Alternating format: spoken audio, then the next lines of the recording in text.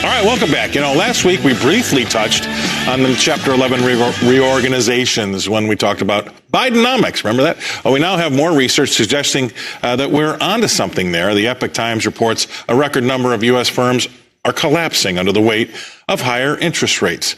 Corporate bankruptcies reached their highest levels since 2010 in the first half of this year. They're up 93% on the year and higher than the spike of 2020.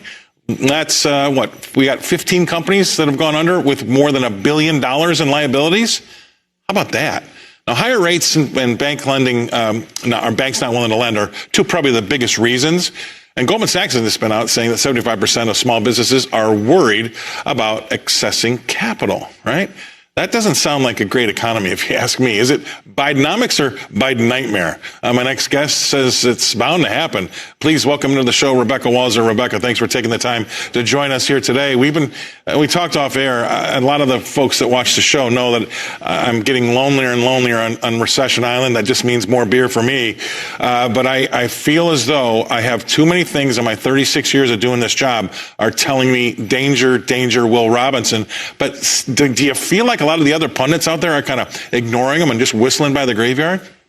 I think that they are selectively picking the greatest things that they can talk about. There are positive things in this economy. It is a very bifurcated economy, and it makes it very odd for us, Scott. But I am on Recession Island with you, so I'll take one of your beers because I'm not getting off the island until the boat comes along that says everything has been re-leveled and reset, and we're back in action in a real, true economic sense, Scott. Not these machinations that they play with the numbers. Corporate bankruptcies, another factor for you to keep on Recession Island. But if you even look at the ADP number that came out last week, 497, it was almost a 2x of expectations, more than a 2x of expectations, came out the day before the BLS numbers came out, which normally we have a 2-day lag, Tuesday, Wednesday to Friday.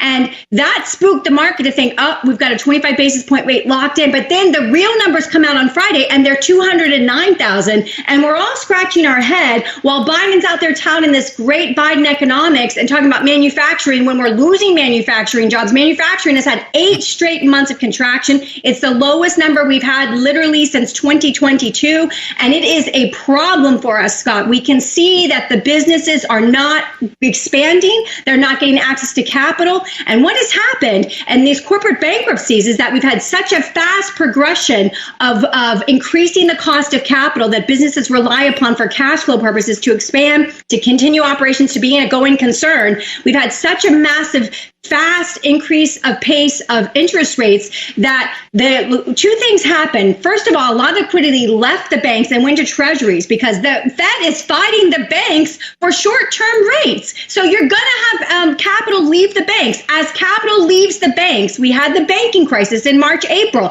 That is not done. You will see more banks, unfortunately, not make it this year. Even this year, it is coming still. So the liquidity dries up faster than expected because interest rates are now competitive in 3-month treasuries. So people leave for that. And then the bank is required to raise its lending requirements because they have less to lend. So then you've got even healthy companies that are coming up against this credit restrictive wall that they're not used to having these last, 15 years, at least since 2009.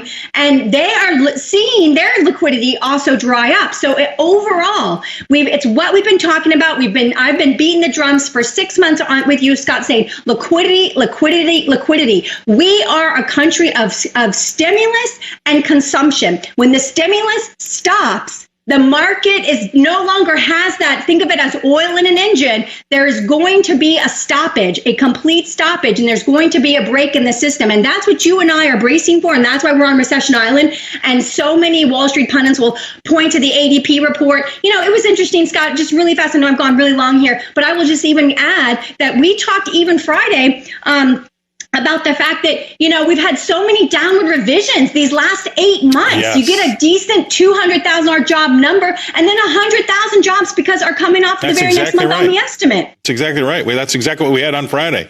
And so, you know what? You can't tout this as a good thing. You can't tout three banks going under during a good economy. That doesn't happen during a good economy. You don't see foreclosures rise or spike to new levels in a good economy. You don't see auto loans delinquencies spike to new highs during a good economy. I think we're being being sold a bill of goods here. And yes, on the headline, you can take a look at some of those returns that the indices have had, but that's not it. You need something much, much more broad than that. And that's why I'm worried that people don't know that this can, it's like when you're an athlete, you keep your base wide so you don't get knocked over very easily. Well, we've got our feet together and we're going to get knocked over really easily.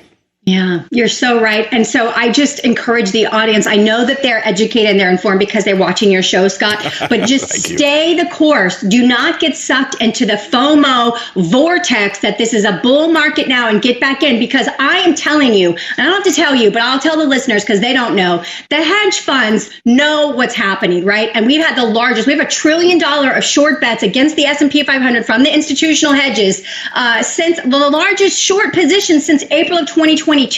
So the institutional money is forecasting that they are betting against this market, and therefore we should, they always do this to the retail mom and pop. They will tell you everything is fine. It's a bull market. Jump in, stay in, be in, stay the course. Don't time the market. We've all heard all their Wall Street lines, right? Yep. But if you really care about your clients at the end of the day, you know, it's not about timing the market like that's some kind of bad thing. This is not about timing the market. This is about reading the macroeconomic machinations of globally what is happening. We just had India come out of BRICS. Scott, this just happened just now. I know. All right.